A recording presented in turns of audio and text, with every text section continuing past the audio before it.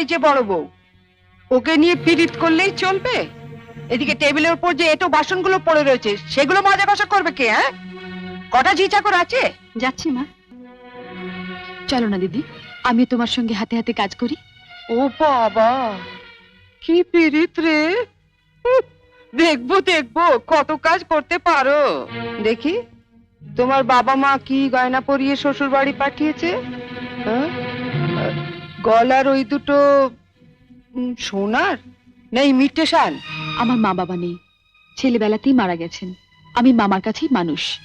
ও, মা বাবাকে খেয়ে বসে আছো?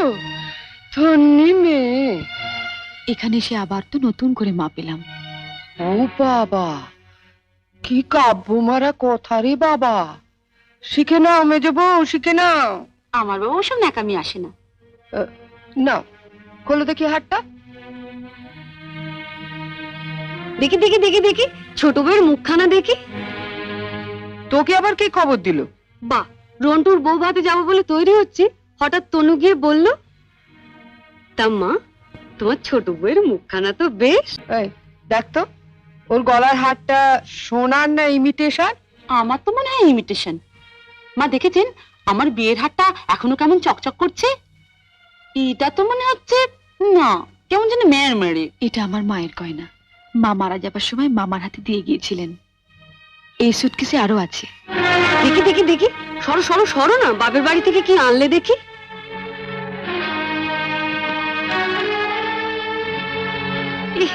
এ কি শাড়ি গো! ই মেয়ে, এ নিশ্চয়ই কোনো ভিখারি বাড়ির মেয়েকে বিয়ে করেছে তনু। আমাদের বাড়ি ঝিরাও এর কাপড় পরে না। ছি, ছি।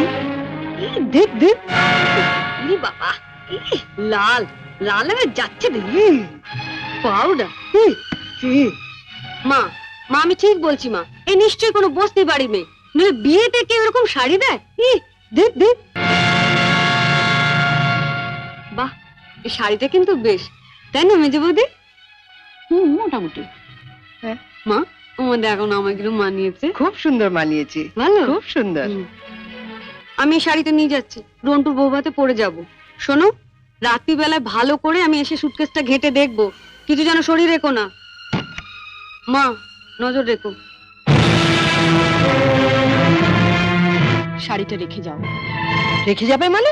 শুনলে না, ও এটা পরে ওর বন্ধুর বউ ভাতে যাবে। বউ ভাতে যাবে? নিজের শাড়ি পরে যাক। বড়লোক বাড়ি বউ ভিকিরি মেয়ের শাড়ি ধরে টানাটানি করছে কেন? ও মা, মেয়ের কি চোপা গো! আসতে না আসতে। আমি বলছি শাড়িটা ছাড়ো। না, আপনার মেয়ে না বলছিল আমার মামা যেসব শাড়ি দিয়েছে তা নাকি ওদের বাড়ি ঝিও পড়ে না? তামা, আপনি আপনার মেয়ের বিয়েতে এমন একটা শাড়িও দিতে পারেননি যেটা পরে রন্টুর বউ ভাতে যেতে পারে? আপনি তো দেখছি মা আমার মামার চেয়ে বেশি বিকিরি। কি কি বললে তুমি আমার মাকে? বুকে খুব বাজলো না? ঠিক আমার বুকেও এমনি করে বেজেছিল যখন তুমি আমার পিতৃতুল্য মামাকে বিক্রি বলেছিলে। চুপ কর ছোট। না, তুমি তো যত নষ্টের গোড়া। ও আসার সঙ্গে সঙ্গে 7 তাড়াতাড়ি কেন নিজের ঘরে নিয়ে এলে এবার বুঝতে পারছি। এর মধ্যে ওর কানে বিষ ঢেলে দিলে।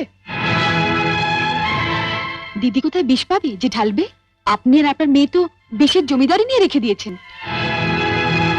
ছোট, শাড়িটা দিয়ে দে। না, আমার মামা খুব গরিব, বিয়েতে আমাকে ভালো শাড়ি না দিতে পারলেও এই শাড়িটা অনেক কষ্টে কিনে দিয়ে বলেছিলেন বাড়ির যিনি গুরুজন তার পায়ে দিয়ে প্রণাম করো।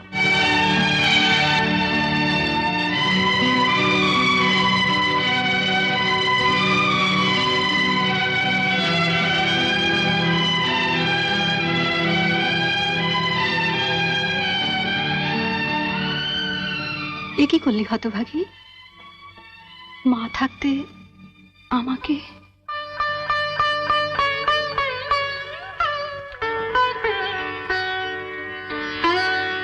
ছোটবেলায় মাকে হারিয়েছি, কত আশা নিয়ে বাড়িতে এসেছিলাম, নতুন করে আবার মাকে পাবো। কিন্তু বড়দি, ওনার যা মূর্তি দেখলাম এ তো মায়ের মূর্তি নয়। শাড়ি দিয়ে প্রণাম করলে আমার মরা মায়ের হাতটা কষ্ট পাবে। শুনলে মেজে বৌদি, শুনলে? যত বড় মুখ না তত বড় কথা। ঠিক আছে, রন্টুর বউ ভাত থেকে আসে, তারপর তোমার হচ্ছে। দাঁড়াও, যাবার আগে ছুঁড়ে ছুঁড়ে যে শাড়িগুলো ফেললে সেগুলো সুটকেসে তুলে দিয়ে যাও। তুমি বড়লোক বাড়ির বউ, তোমার বাড়িতে 10-20টা ঝি থাকতে পারে, কিন্তু এই বাড়িতে তো ঝি নেই, তাই কাজটা তোমাকেই করে যেতে হবে। কি হলো, তোলো। ছেড়ে দে ছোট। তুমি চুপ কর বড়দি। রন্টুর বউ ভাতে যেতে গেলে কিন্তু এই কাজটা করে দিয়ে যেতে হবে ঠাকুরজি। আমার বাড়িতে কি ডাকাত মেয়ে রে বাবা। যাই, ওনাকে বলি গিয়ে যায়। তুমি কোথায় যাচ্ছ? শাড়িগুলো তোলো। মেজু বৌদি, ও বড় বৌদি, ছাড়, ছেড়ে দে ছোট, ছেড়ে দে, নইলে কিন্তু রন্টুর বউ ভাতে যেতে দেবো না। তোলো।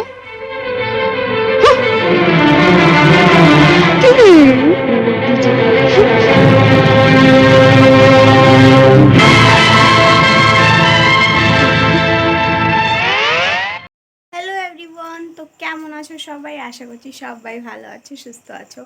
তো আজকে আর ডেইলি ব্লগ দিনই একটা অন্যরকমের ভিডিও তোমাদের সঙ্গে শেয়ার করছি। আমি জানি আমি কোনো অ্যাক্ট্রেসের ধারে কাছেরও না, আর আমার অ্যাক্টিং আর ওদের অ্যাক্টিংয়ের মধ্যে অনেক তফাৎ আছে। তবে আমি আমার 100% দেওয়ার চেষ্টা করেছি। ওই ডেইলি ব্লগিং থেকে একটু আলাদা কিছু করার চেষ্টা করেছি, আশা করছি তোমাদের ভালো লাগবে।